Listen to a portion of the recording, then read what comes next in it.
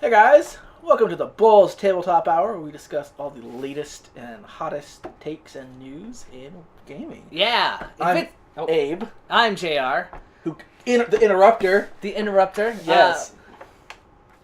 Go on. Well, I was going to say, if it happens on a tabletop, we will talk about it here today. Mm-hmm. So, first we've got our hot plays on dinner last night. They did take place on a tabletop. Oh my god, they were great. They were really good. The new tofu nuggets are yes. an expansion pack that I think a lot of people won't have seen coming. Mm-hmm. Like I think there's a pretty big audience for them. No, definitely. A lot of dinner enthusiasts are vegetarians, so I think that kind of appeals. It's to true, it's true, and it's kind of a smaller army. You don't see as many people playing vegetarian lists on the tabletop, but this might encourage more people. Yeah, it's going to get crossover, I think. I agree. I think that'll be good. Mm-hmm. Now, what did you think about the announcement of the new like teas that are coming out in the fall? Oh, game changer. Yeah. All right, can we talk about how they're going to change the game? Yeah. This tea is going to be entirely obsolete. I'm going to buy an entire new tea to replace this one. It's going to be genetically engineered by Call, I hear. Yeah. And better than this tea, but I'm still going to like my old tea. I am as well. Like I hear it comes in a cup that's like 20% bigger. It's 20% bigger, but it can't actually fit in most tea receptacles. Oh, so you'll have to buy like your own separate cup. You'll have to buy your own separate cup for it. Yeah. Okay. If you want to transport it easily, you'll need a new like tea cozy. Tea cozy, but I mean, tea is really only a tabletop world adjacent. Yeah, thing, that's true. It's often a desk thing. We don't cover desk news here. So we're going to have to move on to the actual news, I think. Right. So today we're going to talk about, we got some news over the weekend with the 40K weekend. Yep. It's the Forge World Open Day. Open Day. Then we've got some cool new Kill Team stuff was announced. And we've also got some... we've got some D&D news announcements D&D as well. Let's, in fact, start with the D&D announcement. And one sec, because I'll be right back, because I got a thing to show off. All right. Stall for time. Stalling for time. So I think... personally, while vegetarianism is my favorite faction, me and JR are both kind of vegetarianism players, I'm really a big fan of the soup faction within vegetarianism, the sub-faction. And I've heard that soup in the fall is going to get some really cool new sub-faction rules. And really the fall is the good time for the soup list to take effect and to be put in. It fits the fluff of soup really well, I think. And I'm really hoping we're going to get some good soup-related... datasheet recipes coming out in the fall, so we'll see about that. Soup is good. Where did JR go? This is a disaster. In addition to that, I do think that the new Gene Stealer Cult broccoli list is going to be real interesting. It's kind of a hybrid of broccoli and cauliflower that works within the Gene Stealer Cult. It's not as popular among the younger players, but older players have an appreciation for Gene Stealer Cult hybrid broccolis. Yeah, right? Hybrid broccoli, and which goes... At its best, I will admit, it is a little cheesy, but... it's pretty good. It is.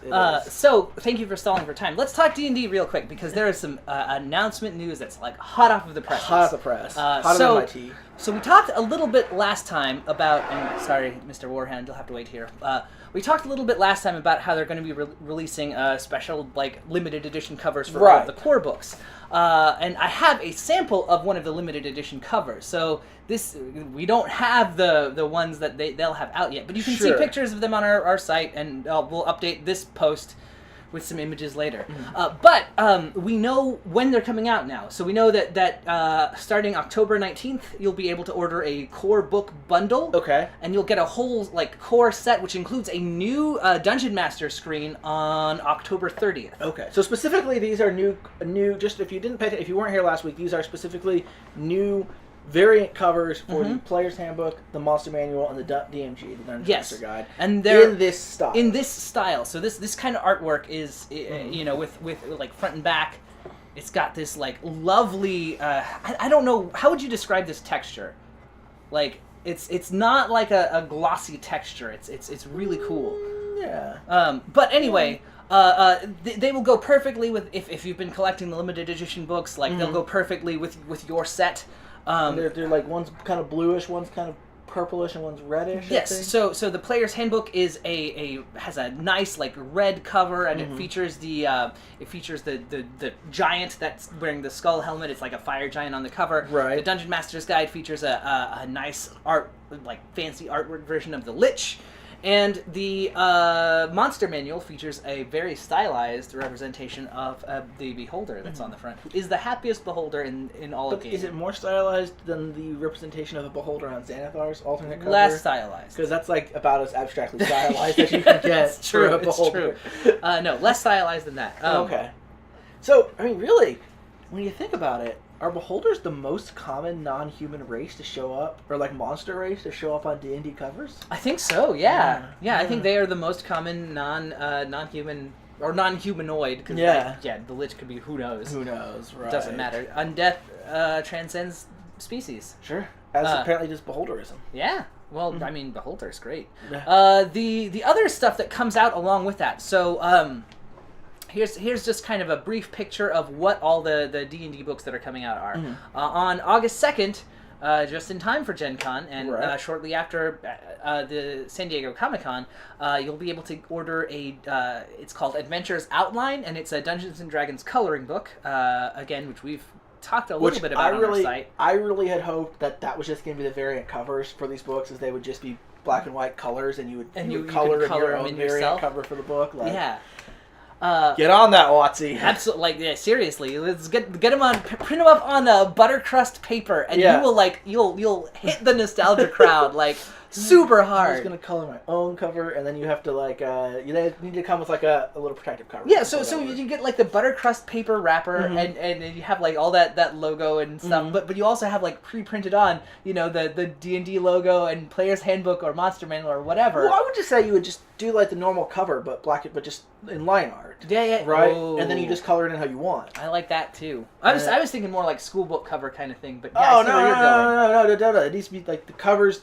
Variant covers need to just be a coloring book. So what I'm hearing is we've come up with two products for you, Watsy. Yeah. If you're watching, that's two ideas. Those ones are, I guess, free because we just said them. Yeah, they're out there. But you're welcome. Speaking of Gen Con, real quickly. Yes. I noticed. We were talking last week also about how Gen Con is a time that you might see new stuff coming out. So there is some new stuff. So this stuff is coming out before Gen Con. Yes. I do think that FFG just announced some stuff was going to be at Gen Con too. Absolutely. Some of the Star Wars stuff. Some of the new Star Wars stuff is going to be out there. So we were kind of speculating that might be a time that it would be out there. It looks like they've announced some more of that. So that's pretty cool. But back to this. So you can get a coloring book, which is done by Todd James, who is a really cool New York artist. He's got a very distinctive style. Just go on the internet, look him up, and you'll be like, oh yeah, I've seen this a 1,000 times. I really like some of the stuff doing like this. I don't know if any of you have seen them, but they put out little stickers with a lot of the books that have been coming out. And they have these they're really amazing stickers with some great little flavor text on them. So I really like that they're doing kind of these I don't know, they're not necessarily for kids, but they're kind of kids style nostalgia stuff. It's sort of making it accessible. Right. But speaking of something that is for kids specifically, also in this announcement are the ABCs of D&D. Which are two books that are kind of aimed at kids. See that segue we did there? It was well done. Very well done. Yeah. And those will be out in September, I believe, but I have to double check, and I don't want to leave you alone again. No, it's okay. I'm glad that someone's doing the ABCs, because obviously the ABCs of 40K are not appropriate for kids. Right? A is for Abaddon. Destroyer of worlds. A is for Card. B is for Belisarius Call, who screams like a mechanical whirl. Or is it for Betrayal at Cal? Oh, yeah. Or no. Well, it depends on if you're doing the Loyalist or the Chaos. You have to have two ABCs, right? So B is for the Blood God. Right.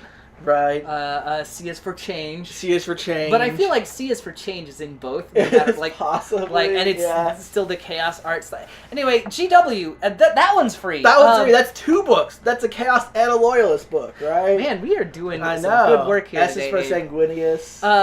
One last D&D thing that I'm going to talk about, which is the stealth announcement of Eberron as one of the settings. Yeah, they teased a picture of the Eberron campaign setting while showing off some of this SDCC swag.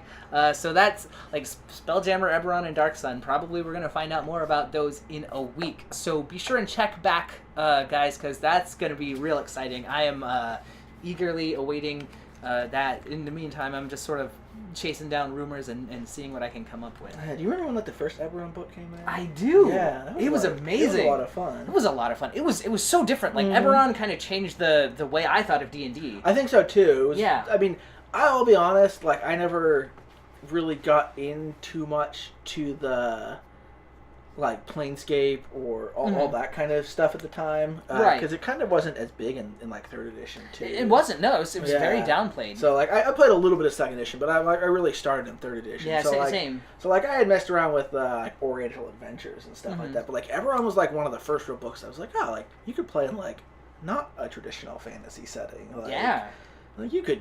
And it was really kind of before like the steampunk craze caught on. It was like it was before and it wasn't like super steampunk either. It was very like mage punk, but like yeah, but like that feeds into steampunk. It does, and like you see that kind of stuff, and like it's easy to take Eberron as a steampunk. Oh, setting. absolutely. It's not, but you could make it. It falls easily into like that kind of punkish setting you get a lot of times. But like it was like really the first time like that I was introduced to that, and so it really did change how like I thought about it. Well, and the thing I loved about it was the scale of the world, right? Like the most powerful creature in the whole world was level 20, but it was an awakened tree. It was the Grand Druid of the Wastes, and it was or something. It was a tree. Well, it was Groot. Yeah, basically, our it was Groot. Awakened Tree's Groot. Yes. It was. But other than that, like the next most powerful thing, and way down the list, was the Lord of Blades, who was like level 12 or something like that.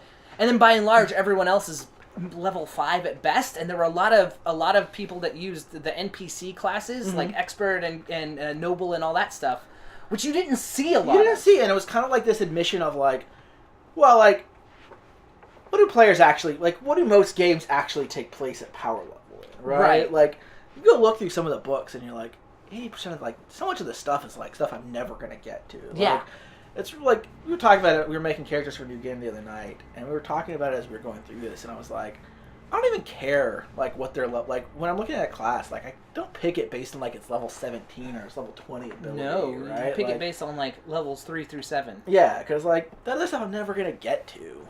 Yeah. In 90% of my games, unless I'm very specifically playing a game where we're starting at like level 20. Yeah, or if you know, even if you intend to get to level 20, there's no guarantee. There's no guarantee. Very few games get there unless they're specifically like really power leveling you, basically. Well, it's true, and like a lot of the ways that people play has kind of changed, right? Like people will play through a campaign, they'll finish it and start a new one. Like they'll play through Curse of Strahd or through like Storm King's Thunder or something. You don't get to level 20 in that. Characters are done, story's done. You find a new one, or do like a short little 6-month campaign. Or I guess that's not short, but I mean, but I've played, you know, games that last 2 years, campaigns where we're playing every week for 2 years, and we don't get to level 20. Yeah, I mean, unless the game master is making a really concentrated push to get you that high. And I think one of the reasons for that, so there's like a couple of different ideas, right? Like the idea is that that's sort of the reward, but that's also kind of the end of the game. Sure, it is. I mean, you stop leveling at that point. You do. You can get epic boons or whatever, but like I think it would be really interesting to see a game where you get there and then you stay there, and like the rewards of adventuring, like they'd have to become something different.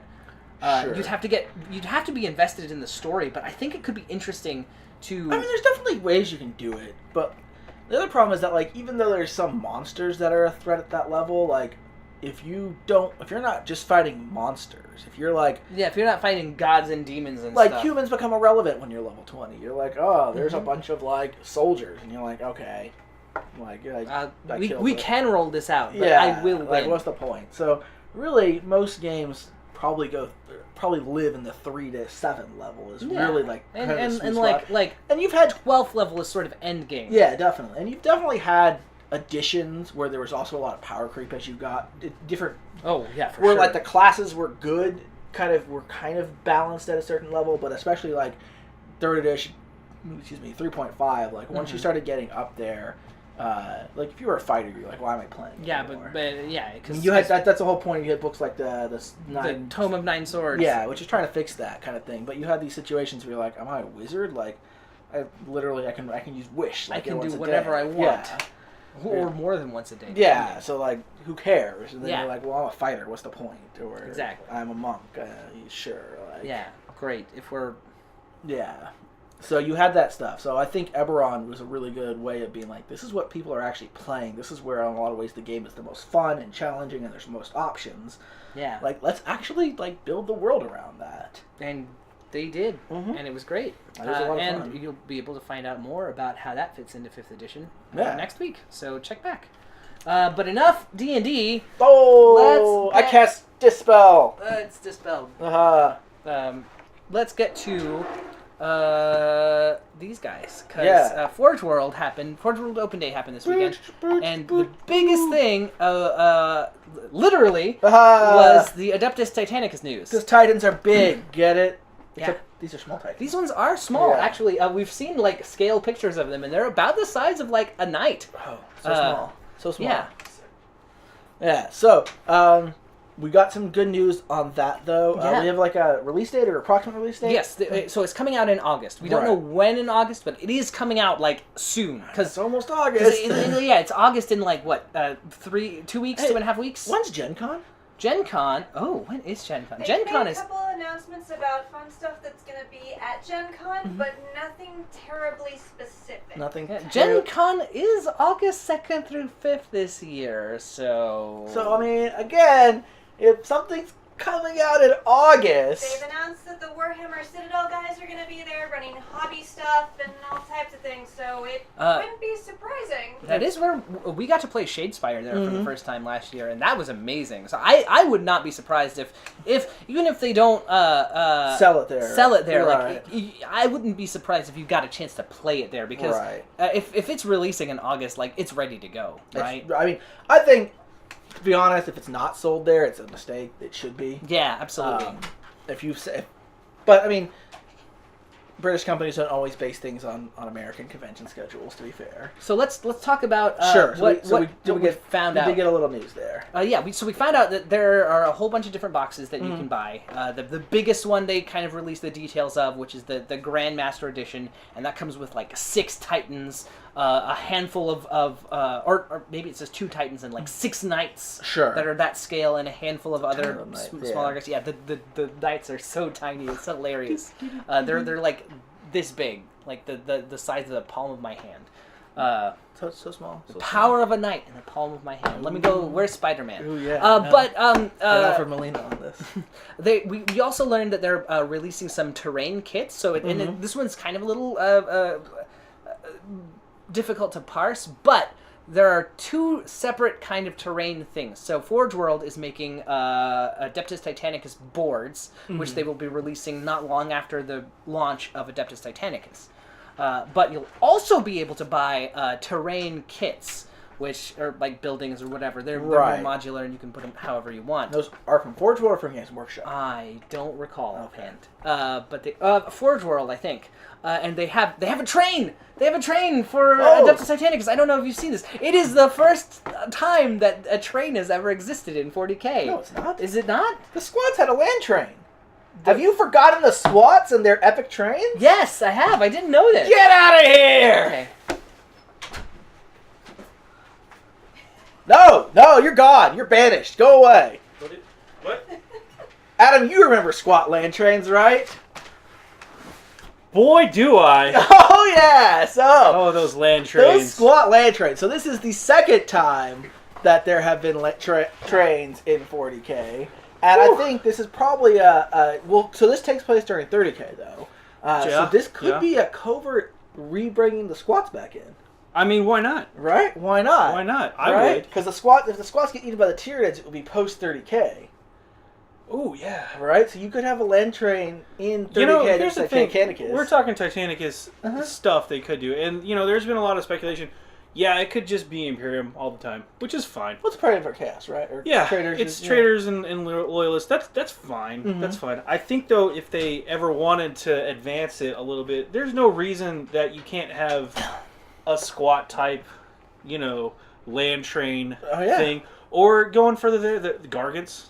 Gargants? Gargants make sense in Gargants this kind are, of are a great one. The Eldar, what are they called? Not Reavers. Revenants. Revenant, and thank you. Phantoms. And Phantoms, Yeah. yeah. They could Titans. bring all those Titans back in. The bio monstrosities of Tyranids fit too. Tyranids, And yeah. I think if you look, we saw the pictures of the power board and managing all that stuff. There's no reason you don't replace engine power with bio pulse power or something. Power. I don't know. You know what I'm saying though. Natural gas power. Natural If gas. you know what I mean. He's been hitting the Beano. So Oh it's, yeah. But that's my point. Is I think all of those other races have some kind of close approximation of the same kind of mechanically. Well, and that makes that changing those boards and those mechanics a little bit makes those races unique to play and interesting Right. too, right? Right. Like that makes it cool. It could also be a great way for them because we've talked before about how Tyranids need a big monster in 40K. I would love that. Or a Titan, right? There's not really a Lord of War, perhaps. Good Lord of War for Tyranids. Yeah. So maybe this Yeah. would be a great way to introduce one that could come into 40K. That would be a great thing. That would be wonderful. Yeah, I would love it because I'm just thinking of the conversion Oh opportunities. yeah, definitely. Because holy crap, man, I'll convert the heck out of one. We also learned that they talked about that there's going to be some new Titans. Though that was Yeah. a little confusing because I think they Yeah. said that there was one new Titan that's going to be between the Warhound and the Warlord. Warlord and Warhound, and there's already one in that slot. It's called a Reaver. Yeah, a what now? A Reaver Titan. I don't think But those apparently exist it's anymore. not the Reaver. It's not the something Reaver. else. Yeah. So don't fear the Reaver. What? Unless it's The shooting what? you. Yeah. Then you're dead. And then you're dead. So that's a little interesting that they announced that. I mean, I guess I think it's cool. They're having there's another Titan. It's between the biggest and the smallest size. Right. And it's an actual Titan. It's not cool. That tells me so much. Right, or just it's gonna be. I guess it's gonna be kind of a retcon because if this has been around since back in the day. Oh, we lost the SDC. We found it again. Woo, we found it. Yeah, like those stairs. And I know Warlords aren't actually the biggest Titans. I know the Imperial. Yeah. Imperial. There's been Emperor, Imperator, whatever. So that was cool. They also released some new Forgeable stuff, or talked about some new Forgeable stuff. There's a new version of the Solar Auxiliary Caradon tank. I forgot how you say it. Which Caradon, which has Volkite weapons. Volkites. It looks pretty hot. I really like that model. Yeah. Volkites, not to be confused with Rad or Radium weapons. Yeah, no, not to be confused with either of those. This is Volkite weapons. Volkites, not the same as Rad. Not the same as that. There's a new Dreadnought drop pod. Yes, I know you were kind of.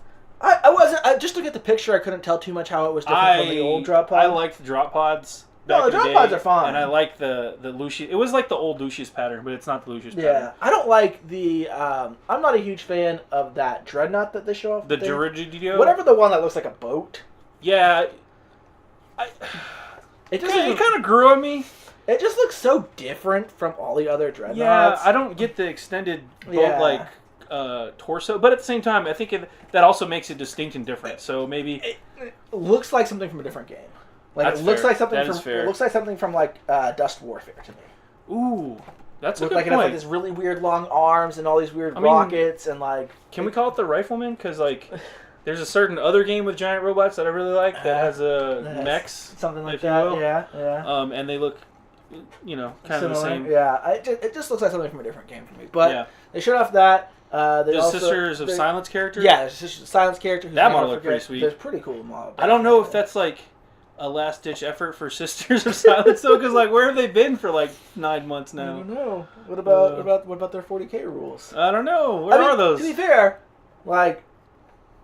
Custodes come out of nowhere, right? As an army, it was there's a Custodes unit, cool. And then there's here's maybe an they'll army. do that with the Sisters of Silence too. That'd be pretty cool. We could be back here in literally 3 weeks and be well, they just announced that the late August release is a Sisters of Silence army that no one had ever heard about Boom. before. Bam. Surprise. Yeah. And then all the Sisters of Battle players would be really? Really? Hey, they're their codex in 2019. Yeah, and then if they were oh yeah, we just designed an entire other Sisters army on the slide, they'd be really? Like I mean, that's their fault. That would be their fault, I guess. Yeah. Playing sisters, maybe. I don't know. But yeah, it's interesting. Yeah. It's a lot of cool stuff they showed off. Definitely. We also there's some new Predator suits, I think. Oh, yeah, the Blood Angels and Alpha Legion. Alpha right? Legion. They got their new Predator suits, which is pretty cool. There's the new Mechanicus character. I forgot his name. Yeah, for the Dark Mechanicus or something. Yeah. He's coming out. So there's a lot of really cool stuff. A lot of really cool stuff. Yeah. So it was a pretty big weekend for news-wise, for kind of like the fringes of 40K, I guess. Yeah, all the accoutrement of 40K, all the extra stuff. Not a ton for like core 40K, but yeah. if you play 30K or one of those kind of fringe armies, it's pretty cool. Yeah. A lot of that stuff can be used for 40K. Oh yeah, or at least the models can be. Yeah, for sure. The other big stuff. Yeah, speaking of fringe 40K, maybe not so fringe. There was a lot of kill team stuff. They dropped over the weekend. Mm-hmm. We had previews for the Harlequin kill teams. I think Deathwatch also, if you count Friday. Deathwatch have kill teams forever. I know, right? They're like the hipsters of kill team. I wrote that article, so I tagged with that. Anyway, take that. It's all yours. The hipster of 40K, because they've been doing kill teams since before they were. Before they were kill team, yeah. Yeah, but they're like, you made rules for the Deathwatch kill team. They're like, yeah, we already got those. We've been doing that for a while. Got a whole codex. But what was really cool was GW finally showed off some of the rules and how those interactions work, and that's why I have my cheat sheet here. It's all D10s, right? It's all D10s all the time. No, that's not true. That'd be kind of cool. Yeah, that was a rumor, right? They actually didn't talk about the dice at all. The dice at all. So we don't know yet. We don't know yet. They did show off a couple of key things. The first thing I want to talk about is the unit stat line boxes. They showed off I think it was the Reavers or the Intercessors or something like that. Okay. The Marine Squad. They showed off a whole data sheet. What's it look like? It looks a lot like the 40K data sheet. Mm-hmm. There's one extra stat line section that's called Max, which is just it's not a new stat. It's just how many you can take in a kill team. Okay. So like the Reaver leader, you get one of those. Reaver, whatever, you get two of those. Sure. So, like, that's the only real difference. So I was looking at that, I was like, okay, that's not that big of a change. The war gear options are still very similar. Mm-hmm. They didn't have the stats for the war gear, which I thought was interesting. And I'm more on that later. Is there, like, a big... We don't know yet. Cheat sheet somewhere? I'm guessing there's going to be for weapons. But they're like, buy your codex and look it up in there. Well, I don't know, because... I'll get to that later. There's also the new specialist... keywords that you can have. So like leader, heavy, comms, all those keywords that you can do, just like trooper keywords, and those give you different. We've seen the real fast from the preview videos, the like sheets that show off like specialist rules. So it's pretty safe to bet that those keywords correlate to those. Sure. So the stat lines are very similar, which again, we talked about this last week. How, like, is this just going to be 40K but smaller? Right, with, like, a tiny tweak here and there. And yeah. Kind of looks like that? It looks a lot like that, except, I remember last week you talked about alternating activations and how those were going to work. Sure. Well, we found out. So, it's kind of interesting. It's kind of split. So, the movement phase is still an I go, you go system, meaning I go, I move all of my stuff, and then Abe, you would go and you move all your stuff. Okay. Now, keep in mind, this system is different than 40K because also included in the movement phase are going to be two, not new actions, but two new things. So all of your charges take place in the movement phase. Right. That's a big deal. Apparently, when it's a random charge distance from what we can tell. We don't know the exact number, but I'm guessing 2d6. I mean, it's pretty. It feels like a safe bet. Yeah. You do not. Most units cannot move and charge. Sure. So they've said that. I'm assuming there's probably going to be some gene stealers or some type of people that probably ignore that. Yeah. But yeah, moving and charging is not something that most people can do. Do we know if it's just? Well, I guess I haven't said it's not. We don't know if it's straight 2d6 or 2d6 plus your movement or anything. Right. Right. I'm assuming it's not like. I'm assuming it's not your move stat plus a d6. But it is cool though. If you do fail your charge distance, you still get to move those number of inches. Okay. As long as you move towards the thing you were charging. Do you know if there's Overwatch? There is Overwatch. They mentioned that before. Okay. And I don't know if so that would probably take place in the movement phase then? I'm assuming that you still get to react with the Overwatch fire. Right. We do know you still hit on 6s in Overwatch. And I had called this out back when I think it was maybe the Tyranid article they showed off more stuff. They had mentioned that you can do this, ability that you still get to be considered obscured in Overwatch, and they had also hinted at that time that there were modifiers like obscured would be a -1. So it's like if you always hit on 6s in Overwatch, what's the point of a -1 to that roll? And skipping ahead a little bit, obscured not only provides you with a -1 to be shot, it also adds a -1 to the roll to see if you are dead. And we'll get to that here in a bit, but I want to go through this logically. Just want to skip ahead a little bit. So the other option... I'm kind of sad now. I was hoping they would bring hit on 7s? Yeah, I'd bring back either 7s, or if it was all going to be D10s, then hitting on 6s was actually pretty good. That would be, if it was D10. You're like, oh, it's D10. I guess that probably proves that it's D6s. Yeah. You hit on a 6, right? Yeah, again, the same stat. Also the stat line, right? Yeah. Because the stat line is like 40k for weapon skill and ballistic skill. Yeah, all of the stats are 3+ basically or whatever. identical. Yeah. So a D10 would be like, hit on a 3+. I hit on a 3+, I'm pretty good. Actually, that would make things a lot more interesting because the modifiers, we found this out, are going to stack. Sure. So, and there's more modifiers in the game. So, like, long range is a -1. Right. I'm skipping ahead. So, just don't play Tau is what I'm hearing. Maybe. Right? Because you're maybe only good at one thing, now you're going to take a lot of modifiers to it. We'll see. The other thing that the charging does is also it locks the targets before they can shoot you. Okay. So, if you get to in close combat with a charge, you do that. Charging also allows you to strike first in the close combat phase, which kind of like 40k, except... I think the way it's going to work is like all of the charging units, just like in 40k, will get to fight first, and then all the non-charging units will get to go. Because it is still alternated activations, and I'm curious if both players can get charges off. Right. How is that going to work? So, I don't know. The other thing you can do...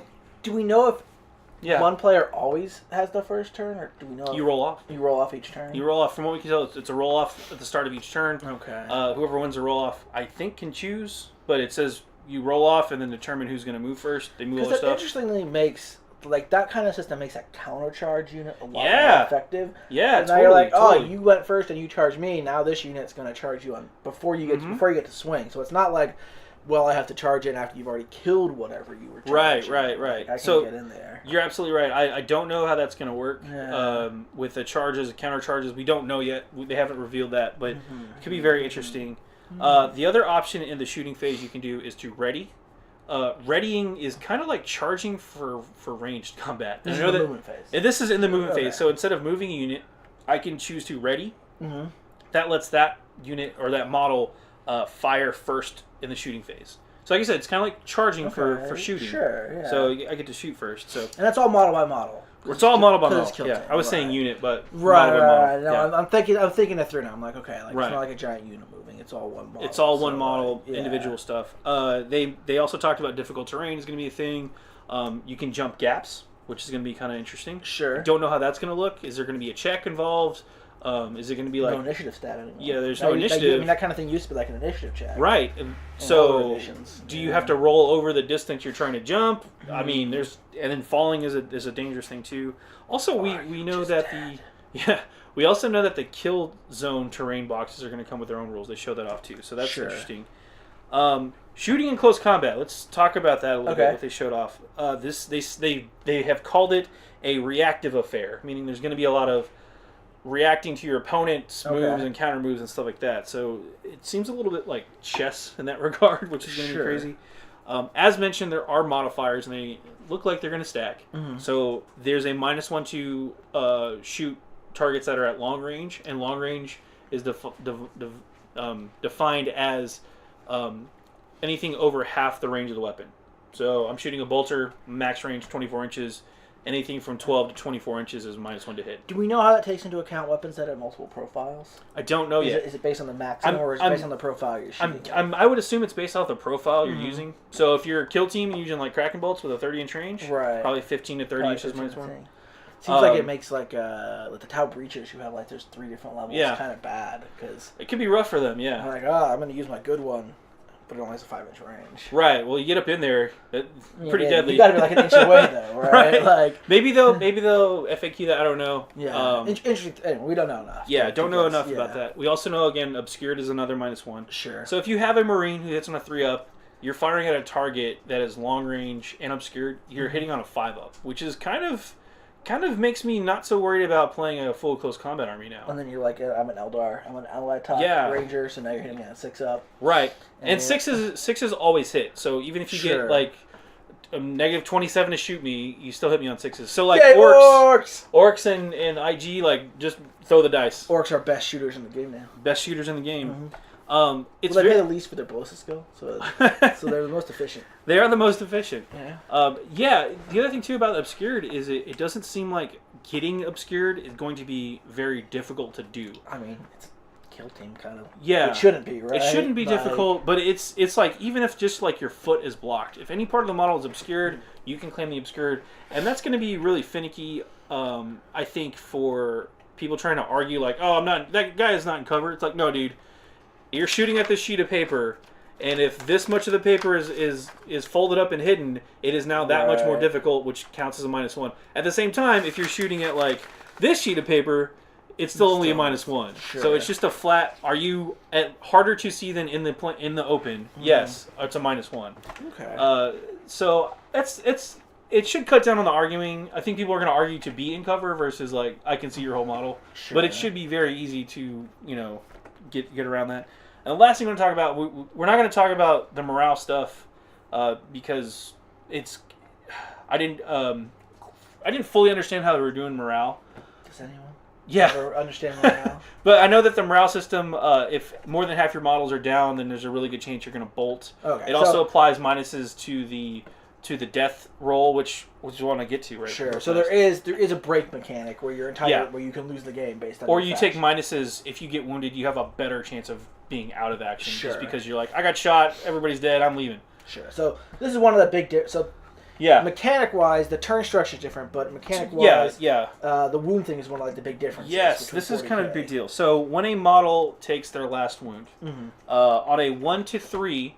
You roll a die every time. On a 1 to 3, you are just flesh wounded, and you can still fight. However, being wounded, flesh wounded, does apply some -1s to things like your morale, your to hits, stuff like that. So it's bad to be flesh wounded. And the more flesh wounds you have, the worse you get, which makes sense. Sure. On a 4, 5, or 6, you are out of action. You're taken out. So, but they talked about today the Necrons actually have some kind of roll where, like, if you roll for Necrons, they might actually just get back up and be like, haha, I'm a Necron, suck it. So, that makes sense. Yeah. If you are obscure, like I mentioned, though, you do get the -1 to that roll, and for every flesh wound you have, you get a +1 to that roll. Okay. So, can you roll like a 0 with a -1? I mean, anything like that didn't actually hurt me. Yeah, I don't think that's possible. So I think you still would take a flesh wound. But it's only a flesh wound. It's only a flesh wound. So, yeah, that's a lot of crazy stuff going on. Okay. Kill Team, I'm really looking forward to getting my hands on the rulebook, man, because the alternating activations is kind of a big deal. I know a lot of players who actually stopped playing 40K really want the alternating activations. But at the same time, a lot of this is stuff we've seen in, like, Necromunda. Yeah. Like, Necromunda, I mean, it was a different structure because you activate entire models, and it's interesting to see them doing this weird hybrid alternating activation where it still has the various turns, but you're just picking things within those turns. I'm curious, again, to get my hands on the rules because I just want to see if this scales.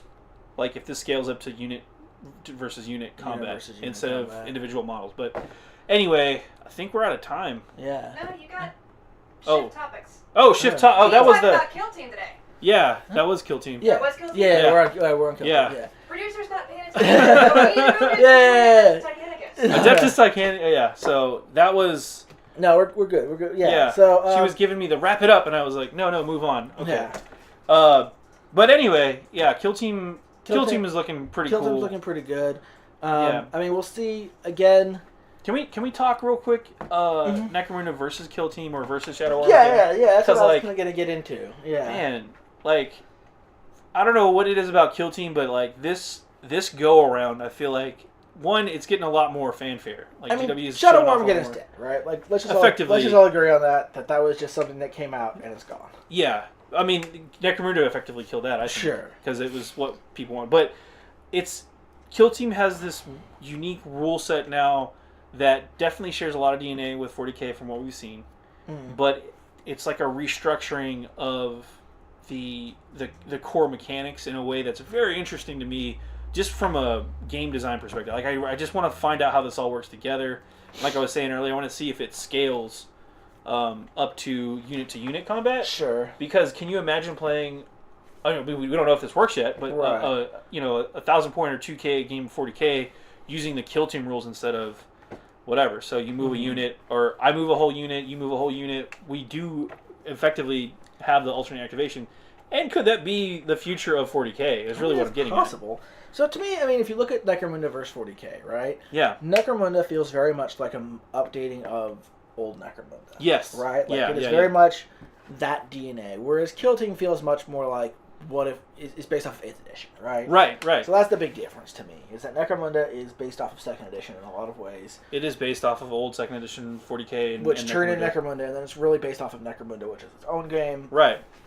And travels that path. And then 8th edition, and Kill Team is clearly 8th edition 40K with tweaks to make it more of a skirmish game, and possibly test out ideas for 9th edition even. When have they ever used a game to test ideas for another game? Who knows? Age of Sigmar / Lord of the Rings. What? Yeah.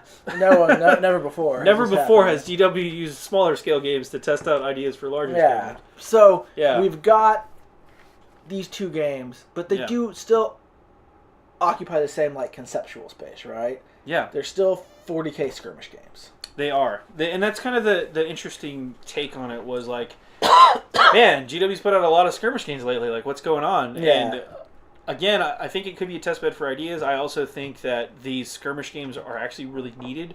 I think I've been championing this idea for a long time that 40K needed a skirmish game to get people into 40K. It's a stepping stone. There's definitely a good argument for that, but like at some point, do you care about longevity of the game and supporting the game, and that like people are going to buy into this game that's going to continue? Yeah. Because did Shadow Armageddon get people into the game? I think it got people really cool terrain kits, and it got people excited. I know I was very curious. There's an argument that all this is just a way to put out terrain. Right. I was very excited when Shadow Armageddon came out because the rules were so similar to old Necromunda. I was like, I even talked about like you could literally, with some work, you could get your old Necromunda games back in, and then Necromunda came out and kind of. But did anyone play Shadow Armageddon?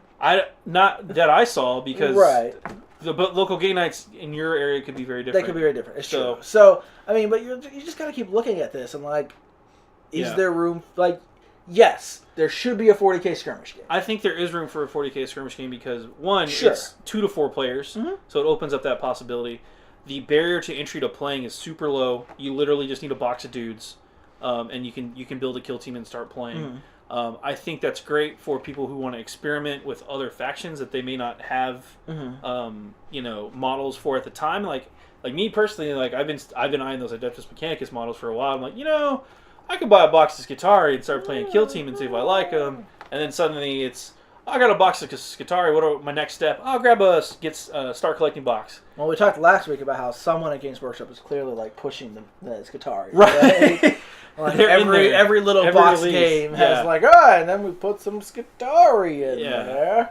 But that's my point. Well, it's Call, right? It's all clearly part of Call's secret agenda. Seriously, it's pushing out the Skitarii. Get more Skitarii in there. Yeah. But I think Kill Team is a good stepping stone. And even if it is just an excuse to come up with some extra rules and hopefully sell you more terrain kits, those new terrain kits are hot. Terrain, let me tell you. I'm not saying that I've been working on terrain projects for the past 2 weeks, but I just want to say we saw those pictures and holy crap, they look awesome. They look really cool. So I mean, any other new terrain, the Games Workshop terrain. I mean, even way back in the day when it was like the barricade and remember 3rd edition? It was the tank trap. The tank tracks. Oh, I love those tank traps. The two corner pieces, the Gothic Ruin, and then like the boxes, right? Yeah. Back in the day, that was still great terrain for like $19.99 or whatever. Dude, those things launched 1,000 tabletop games. Oh yeah, absolutely. So and Games Workshop has only gotten better, with perhaps the exception of trees, which look really good and break every time you glance sideways at them. We have video evidence of this. We do. But yeah, I mean the terrain has just gotten better and better. It seriously has. And anytime they release a new set, it's not just better like quality and design, it's also better for what I dub playability. Like being able to actually play on the terrain. Sure. That's a huge deal for me. It's a big deal, and I'm happy that they moved away, because there was like a period where they released a lot of terrain, but it was all supposed to be like, it was all like the bunkers and like Aquila Strong Point, which was like kind of cool terrain, but it was a little too big, and it was all like units you could take. Yeah, and like the Firestorm redoubt. Firestorm, yeah, and like it made it kind of hard to be actual terrain. Yeah, what I thought was cool was like they had rules for all that terrain, and you could take it as like the Firestorm. You could use that as like this is like a fortification for my army, which is super right. Cool. But if you didn't play the Imperial armies, you didn't have any terrain. You didn't have any terrain. You didn't have the similar things, which I thought except for Tau. Well, Tau had the storm tide wall thing, but exactly like. But it was kind of hard to be terrain because it was like, well, is this terrain or is it a unit? Right. So I'm glad they moved back into the like, no, this is just terrain. The old Imperial, and it's. There's the Sector Imperialis, which is the new stuff, and then the Sector Mechanicus, which was the stuff which was in Shadow War Armageddon, and that release was awesome. Then there's the even older stuff. Oh yeah, way back in the day, the city fight stuff. The city site stuff, which is where a lot of this stuff is still kind of in that vein. Yeah, and that was like really when it was like, all right, Games Workshop is gonna make some really rad terrain there. So that's the thing about this: the old city fight terrain compared to the pictures we saw, it looks like it looks like it dwarfs the old city fight terrain. Sure. So like the old city fight terrain, if this was like this tall. This stuff is twice as tall. It's like that. The style was very similar to the old City Fight terrain, but Gothic, right? Like big Gothic cathedral-y instead of like... The City Fight was more techy. Yeah, it was like corridor. I mean, it was hab blocks, right? Right, hab blocks, and like there's vents and stuff everywhere. Right. And, Mechanicus servo skulls everywhere, etched in the walls. But yeah, I think the new stuff definitely looked more like cathedral-y and Gothic, and which is great. Yeah, more grimdark 40K style. I mean, not that the other stuff wasn't, but no, that stuff was really like light and fluffy. Yeah. You could see all the butterflies. I want to see. I just want to put it together and see how it all lines up, and see. I'm super excited about it from a modeling perspective. I can't wait to just. But I didn't see any streetlights. That was one of the great things about the old oh my god, the streetlights, right? I think I have a scar somewhere on my arm from like moving a model and then getting a scratch from a streetlight. I'm happy. I hope you know what I'm talking about. I know what you're talking about, and like I love the big points on those things. What's the big corn bastion, the brass keep or whatever? Oh yeah. I love that thing, but please, Games Workshop, like, and it looks like from the pictures I've seen of the new stuff they've learned their lesson, but like. Don't put really hard spikes on the top of your terrain. This hurts. Like all of this hurts. Right, Abe? Tell me how bad this hurts. No, don't. There's no place you can't even the sides have hurts spikes. Just picking it up. Yeah, like there's spikes on top. Yeah. This stuff is cool. Don't get me wrong. It looks amazing on the tabletop, but that whole playability I was talking about. Yeah, it hurts. It hurts to play on. And the old stuff had that too because it had not only did it have the the street lamps, but it had like the tops that you could put along, the little barricades that they had spikes sticking out. And I'm like, please, like just no more spikes that are sticking off the top of everything. Like, yeah, can we get a? Yeah, can we just blow the top off or whatever? Like it doesn't have to have a spike. Like even corn sometimes doesn't have to put useless spikes. Put a skull, make it rounded. Skulls are great. Make it rounded so that I'm not stabbing my hand. Ow. Yeah, exactly. And even the sides of this thing are sharp and hurt. Yeah. That plastic they use too is like hard. It's hard plastic. Like, so I'm pretty sure. No, this could seriously I could draw blood with this. You could kill a person with that. I don't know if I'd kill you, Abe, but like if you put this through my eye, I would die. I think you'd go into shock. If you put it far enough, it'd go into my brain. Well, that's fair. Yeah. But I'm not trying to kill Abe. My point is simply. No, he's not trying to kill me. This thing hurts. Right? Yeah, no. Like, even picking that up right now. Yeah, there's no you have to even this has spikes on it. Like that's why earlier he was like. This is the safe way to carry it, as a Muppet. As a Muppet. I will punch you with this. This is my... I'm Skulls. Yes, just like that. Somebody clip that for later. But, no, you could seriously take an eye out. Like the Cookie Monster. Get it away from my monster. Face. Yeah, I'm going to set that down. I'm going to put this back because I'm afraid Abe's going to poke me. But... Yeah. 1, 2, 3 skulls. Count the skulls. Count the skulls. Yeah. Anyway, new terrain kits. I'm always super pumped about those. 40K Sesame Street. There's another idea for you. 40. Oh, can we take a quick detour? I know this isn't on the script or anything because we don't have one. But can we talk 40K video games real fast? Sure. Yeah. There's a lot. There's a lot going on. There's a lot going on. You recently got to play Gladius. Gladius, right? Relics of the Lost Relics of something. Yeah, what'd you think? Yeah, so Gladius was a pretty fun game. I apologize that I cannot remember the full title. It is 40K Gladius. It's 40K Gladius. It's on Steam. Relics of War, I think is what it is. Yeah, I think it just came out officially like this week on Steam. Possibly today. And on GOG, I think. And GOG too. I was up for pre-order last week. I got a review copy to play. Yeah. So it is. They provided us with a review copy. Disclaimer. Yep. But we gave it to Abe because he had free time. I had some free time, and I'm a big fan. I mean, I've been playing. So it's a 4X turn-based game. I've been playing those since before we needed to put numbers on Civilization, when it was just Civilization. That's fair. That's fair. So is this game Civilization with 40K? So I think it's gonna it invites the comparison to Civilization, but it is not Civilization. Okay, what's the big? So there's no diplomacy. There's no diplomacy. There's no civilization in essence. Okay. So it is 4X, and for those who don't know, it's expand, it's explore, expand, exploit, and exterminate. Right. Okay. Yeah. So you will notice that nothing in that says peace or build or anything like that. Yeah. So most 4X games aren't actually that. It's like there's some diplomacy. There's diplomacy. Civilization is probably the poster child of 4X games, at least. And there's also like Grand Strategy 4X, like Stellaris or things like that, or Masters of Orion, which kind of have a larger scope. This is all set on a planet, which on one planet you don't go into space or anything like that. So I think that definitely invites more of the comparison to Civilization. Okay. Is it hex-based or it is hex-based. It is turn-based, hex-based. You build depending on your faction, you build cities and expand. Okay, so there's no diplomacy, but there is city building? There is city building and expansion, but there's not much terraforming. So it is very much similar to if you played a 40K Civilization, but it's all combat, right? Okay.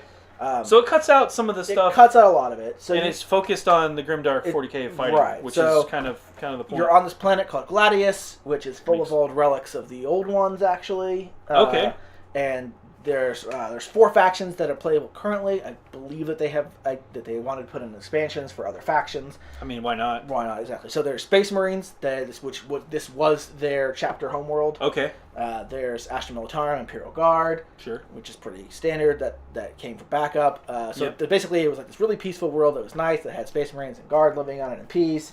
And then the Orcs invaded. As they do. Orcs are the third faction. And then in the middle of this Orc invasion, there was like a giant warp storm, which destroyed everything in orbit and cut the whole world off from outside help.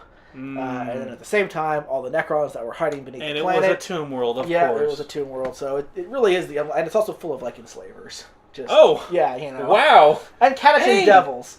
Slavers, though. That's enslavers. That's cool. Maybe we'll see. We've been talking about maybe a secret new race for 40K. Secret new race or something. Yeah, definitely.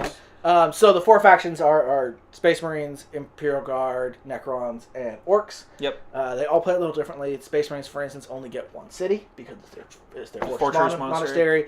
Yeah. Guard. What about do they call stuff in from space? Like in the old Dawn War games? They do actually. Okay. Yeah. So all their resources are also a little different between the different factions. The Space Marines all about like getting requisition points to requisition some more stuff. They have a battle barge in orbit that sends down all the reinforcements. Right, so that didn't get destroyed in the warp storm. That's like the only ship in orbit. Nice. That survived. Orbital dominance, baby. Yeah, so they can, at first they can only like call it into their fortress monastery, but then like later on they can actually drop pod around the map. Nice. Which is good because otherwise like... They wouldn't be able to travel. Yeah, you're like, oh, all my things come from this one point and the map is really big. Well, shit. Like, yeah. Guard can go around and build all their cities that they want. Necrons can also build multiple cities, but they can only build them on old Necron tomb sites, so they're limited. They're limited. They're limited. I didn't actually play as the Orcs themselves. I know they have some other mechanics of their own, but they can build multiple cities as well. But it was overall, if you like Civ, but you like the combat, maybe not so much the diplomacy. Is there a tech tree though? There is a tech tree. Okay. There's a pretty big tech tree. Each faction has there's 10 tiers on their tech tree. Oh, and each tier has probably between 3 and 5 techs on it, and you have to research 2 techs from a tier to get to the next tier. So can you go back and research all? You can go back and research them all. Yeah. It's not like you research one tier and you only get 2 things and you move on. No. You don't have to pick and choose, but it is a very big tech tree. Each faction, I think, probably has approximately like 15 to 20 different units. Okay. So it's very. If you played any of the old. There's some old Civ-like scenarios that were like, oh, this is like the First World War scenario, right? Oh, yeah, I remember those. And like stuff like that. You do get to build like cities or anything. Yeah, right? you just everything straight was up alright, and fought, it was just war. There's no like diplomacy, so it's kind of similar to that. That seems to be appropriate for a 40K. For 40K, yeah, and it's very purposeful that there's no diplomacy. Yeah. You can set teams at the beginning of the game when you're setting up the actual game and the map, and set teams to decide who's going to be on what team. So wait a second, you can set teams. Mm-hmm. So do you get to pick your Space Marine faction? No. Oh. So that is kind of a disappointment I had, is that there's no, because there's, I wish they would at least say what faction you are, because they're supposed to be to this world, right? This is their fortress monastery. Oh, so they don't even talk about... So here's where I was going with that, if you follow me. Blood Angels and Necrons. And there's a Tyranid invasion eventually, if there's a DLC. Right. You know what I'm saying. I know what you're saying. You know what I'm saying. You can't do it. Oh! Yeah, no. But it'd be cool. But one day my dream will come true. Yeah. So I was a little sad that you can't do anything like that. But it makes sense.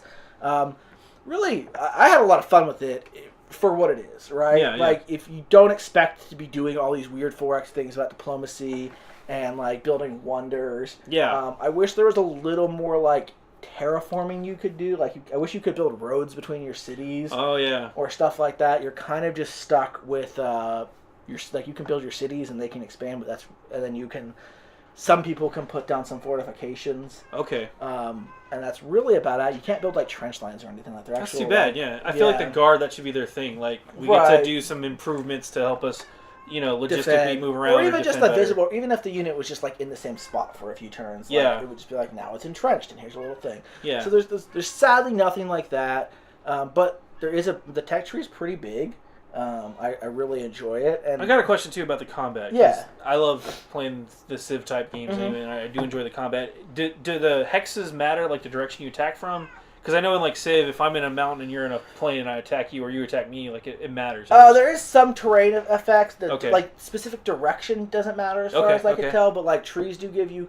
There are things that give you protection against range attacks. Okay. So being in trees or in Imperial ruins. Oh, okay. Gives you a lot of cover. So terrain does matter. Where you're fighting does matter. Yeah. There is there is high ground, which gives you more line of sight, so you can see over things in between. There's definitely impassable terrain where you can't move through. I wish the line of sight was a little clearer to understand. Sometimes it's a little chunky. You're like, oh, I don't know why I can't shoot this unit at this point. Yeah. But there's definitely that. There's also this like vine terrain that's across a lot of the map, where if you're in it, it hurts you as you stand there. It's Tyranids. Could be. I mean, there are Catachin devils at this point. Catachin.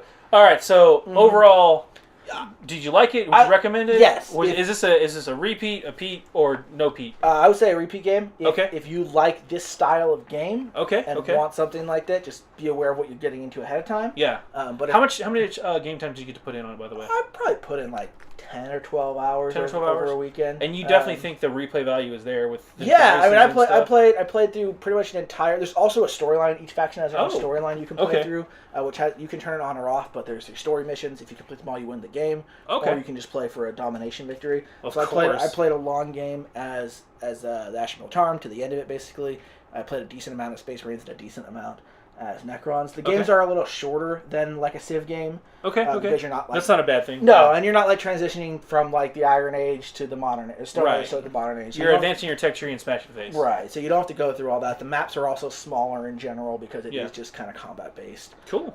You're probably gonna build like I think in my Guardian I built like 4 cities, and that was like taking up a lot. And then you took over, Yeah. Very cool. Well, it sounds like, again, if you know what you're going into, not expecting this to be 40K Civ, but to be a 40K game where you're basically focusing on the war aspects. Yep. That's what you're getting in the game, and it seems like it does it pretty well. It does it well. The combat's really fun. Is it animated and stuff? Yeah, there's animation. The AI's decent at the combat, actually. They were really good at like pulling their troops back before they died, healing them up, sending them back in. That's good. Good to know. There's a lot of... Like I said, there's about 15 to 20 different units per faction. Each one of them does have its own nice role in it. Nice. You can build lots of basilisks, and they can shoot forever.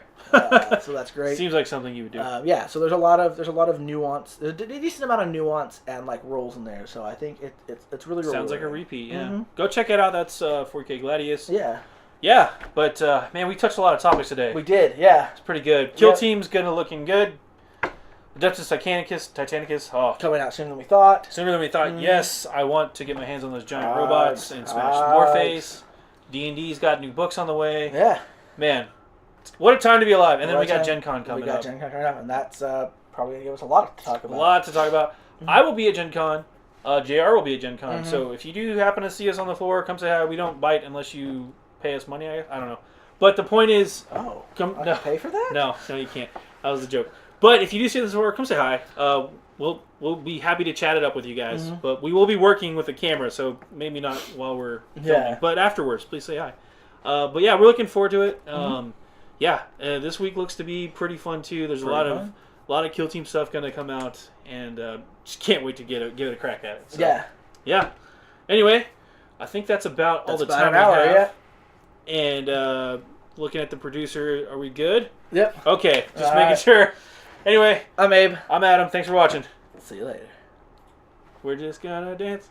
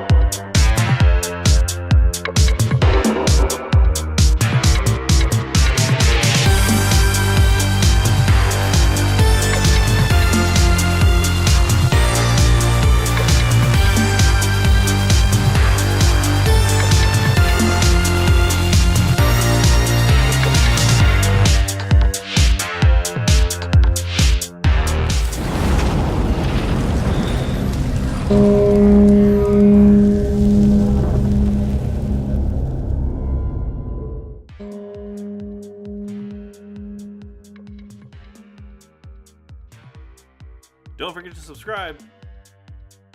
Thanks for watching.